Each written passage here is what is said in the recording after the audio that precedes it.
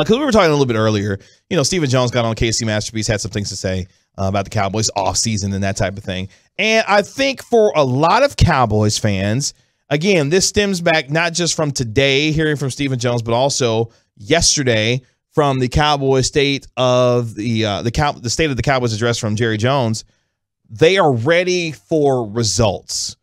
Last year, this team, whether it was a mirage of their 12-5 record or not, their record was what it was.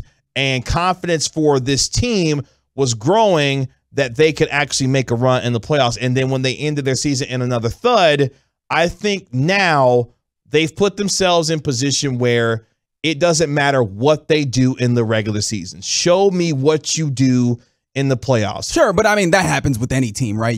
Yes. There's levels. Whether if you're like a team that's just kind of developing, you're just like, all right, let's just get to a place where we can play winning football. I mean, your team with playing winning football, the next level of success is, let's try and get to the playoffs. And then once you become a playoff team, next level of success is trying to make, strides in the playoffs and become like a real contender. When you're a contender, the next obviously level is winning that championship.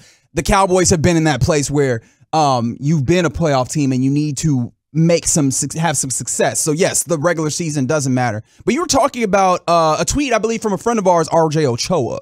Were you not? So RJ Ochoa of the SB Nation's blog and the boys tweeted this out, and obviously it was in reference to the Stephen Jones quote that he had today talking about, winning off seasons has gotten us nowhere. He says, quote, obviously there are multiple ways to win a Super Bowl, but I don't know how the Dallas Cowboys can literally highlight how the Rams went about doing it and not emulate even a fraction of that strategy when it clearly, even to their own admission, is successful. I think that succinctly puts into context how a lot of people feel about the Cowboys' their roster building over the last, whether it be this year or the last couple of years, relative to how other teams in the league are going about building their rosters and seeing ultimately the success of building that roster. The Rams obviously are the biggest example of after what they did last year and then, taking it to another degree this year. Even if you look back at the Tampa Bay Buccaneers from a couple of years ago, what did they do? They went out and got Tom Brady and then was able to help him build pieces around him as well. It feels like this is how modern roster building is being done, and the Cowboys' lack of willingness to participate in that, I don't know if that's going to continue down the road, or they feel like this is something that, based on their philosophy of building rosters with going through the draft, paying their homegrown talent, which ideally you want to do, but their unwillingness to participate in getting some of the other free agents that could help put their team over the top.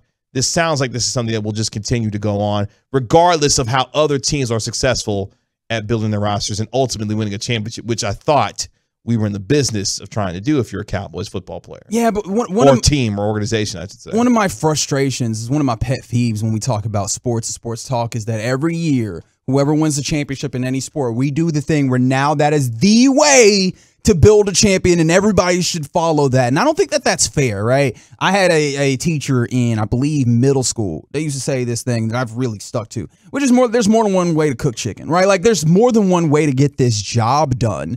And I get it, right? You obviously need to put together a roster with talent.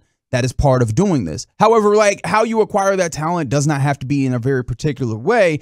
And as much as, yes, you could put forward success stories, there have also been instances where teams go and acquire talent, big name talent in that way, and it hasn't worked out for them. Hello, Jamal Adams. Hello, what's my guy's name? Earl Thomas. Khalil Mack. Yeah. That the Bears brought him in, right? And I'm not saying that, I'm not saying that those are the end-all be-all either.